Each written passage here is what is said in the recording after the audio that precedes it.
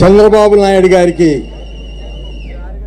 నా యొక్క నమస్కారాలు తెలియజేస్తున్నాను. అట్లే లోకేష్ బాబు గారికి కూడా నా యొక్క నమస్కారాలు తెలియజేస్తున్నాను. నా పేరు మేకపాటి చంద్రశేఖర్ రెడ్డి. నేను 4 తూర్లు ఉదయగిరిలో గెలిచినటువంటి వ్యక్తిని. అది రాజశేఖర్ రెడ్డి గారు టైంలో 2 తూర్లు, ప్రస్తుత రాక్షస ముఖ్యమంత్రి కాలంలో 2 తూర్లు. అంటే నేను చాలామంది ముఖ్యమంత్రులను కూడా చూశాను. ఇంత అనాగరికతతో, అన్యాయంతో పేద ప్రజల్ని హింసిస్తూ నోటి మాట చెప్పటం వరకే కానీ చేయటం వరకు లేదనేది మీ అందరికి కూడా తెలుసు, నేను చెప్పనక్కర్లే. ఇలాంటి వ్యక్తిని రాజశేఖర్ రెడ్డి గారు ఎలా భరాయించాడో కూడా మనకు తెలియదు.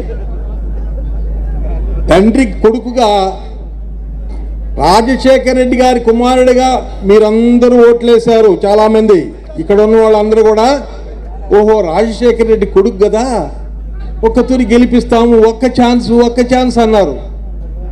ఒక్క ఛాన్సు బంపర్ మెజార్టీతో ఇచ్చినారు. చంద్రబాబు గారు 3 తూర్లు ముఖ్యమంత్రిగా పరిపాలిస్తే ఇతను ఒక్క పర్యాయానికే కాలబెట్టేశాడు రాష్ట్రాన్ని అంతా. మీ అందరికి తెలుసు. ఉదయగిరిలో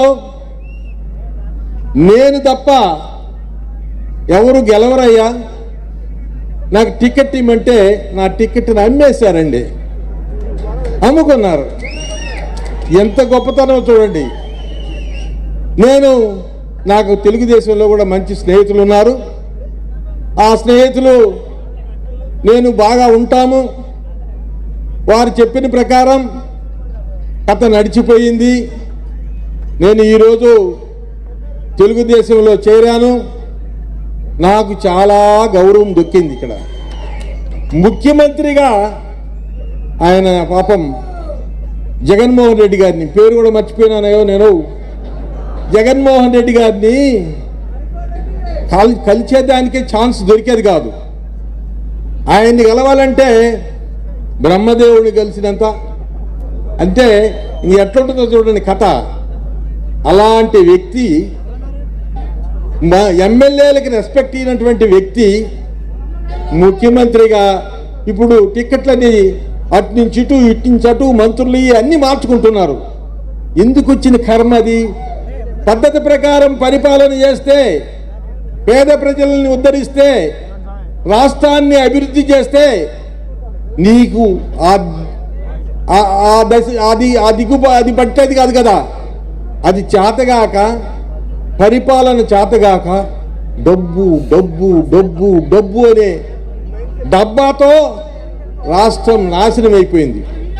అయ్యా, మనం కానీ ఇంకా ఆ పార్టీకి ఓటేస్తే రాష్ట్రం బాగుపడదు, అభివృద్ధి శూన్యం, చదువుకున్న బిడ్డలకు ఉద్యోగాలు ఉండవు, ఎవరికి కూడా అభివృద్ధి అనేది కనబడదు.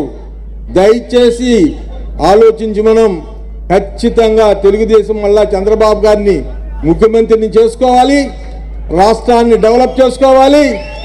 ఇది చాలా పేద ప్రాంతం. ఈ పేద ప్రాంతాన్ని మాది ఆ ఉదయగిరి ఆ పక్కంతా వెనుకబడిన ప్రాంతం చాలా ఉన్నాయి. వీటన్నిటి కూడా అభివృద్ధి కావాలంటే చంద్రబాబు గారు కావాల్సిందే.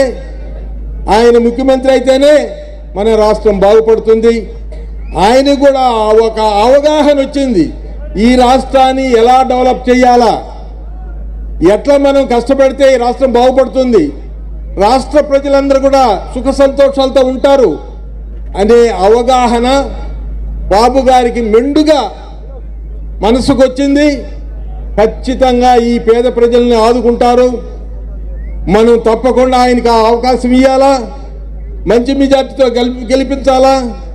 లోకేష్ గారు కూడా చాలా ఆలోచనాపరుడు.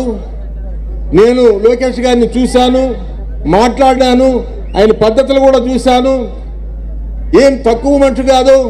వీళ్ళందరికన్నా, ఈ ముఖ్యమంత్రుల కన్నా, ఈ మంత్రుల కన్నా, వీళ్ళందరికన్నా మహా తెలివి కలిగినటువంటి వ్యక్తి లోకేష్ బాబు.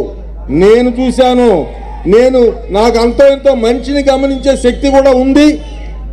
నాకున్న మనసుని గమనించే శక్తి ప్రకారం ఎక్సలెంట్ లోకేష్ బాబు గారు కూడా. దయచేసి తండ్రి కొడుకులు ఇద్దరు కూడా రాష్ట్రాన్ని అభివృద్ధి చేసేటానికి సిద్ధంగా ఉన్నారు. మీరు చూస్తున్నారు పాదయాత్రలో లోకేష్ గారి మాటలు, ఆయన ప్రజలకు ఇచ్చేటటువంటి వాగ్దానాలు, ప్రాంతాన్ని బట్టి, కులాలను బట్టి అన్ని కూడా మీరు చూస్తున్నారు. ప్రతి విషయం కూడా లోటు లేకుండా అందరికి ప్రజలకి న్యాయం చేయాలనే గొప్ప మనసుతో ఉన్నటువంటి అబ్బా కొడుకులు ఇద్దరు కూడా ఈ రాష్ట్రాన్ని అన్ని రకాలుగా అభివృద్ధి చేస్తారు. ప్రజలు మర్చిపోవద్దు. దుర్మార్గాన్ని మనం అణిచివేయాలి, న్యాయాన్ని మనం అభివృద్ధి చేసుకోవాలి. అది మన చేతిలోనే ఉంది. అది ఏదంటే ఓటనే ఆయుధం తప్ప ఇంకేమి లేదు. ఆ ఓటనే ఆయుధాన్ని న్యాయం పక్క ఓటేసి మంచి మనుషులను గెలిపించి మంచిగా మనల్ని పరిపాలించే పద్ధతిలో మనం చేసుకోవాల్సిందిగా కోరుకుంటూ నమస్కరిస్తూ సెలవు తీసుకుంటున్నాను. జై చంద్రబాబు, జై ఎన్టీ రామారావు గారు. నాకు ఎన్టీ రామారావు గారు అంటే ఇష్టం అయ్యో, అందుకనే నేను ఎన్టీ రామారావు గారు అంటే నాకు చాలా ఇష్టం. అది కూడా చెప్తున్నాను.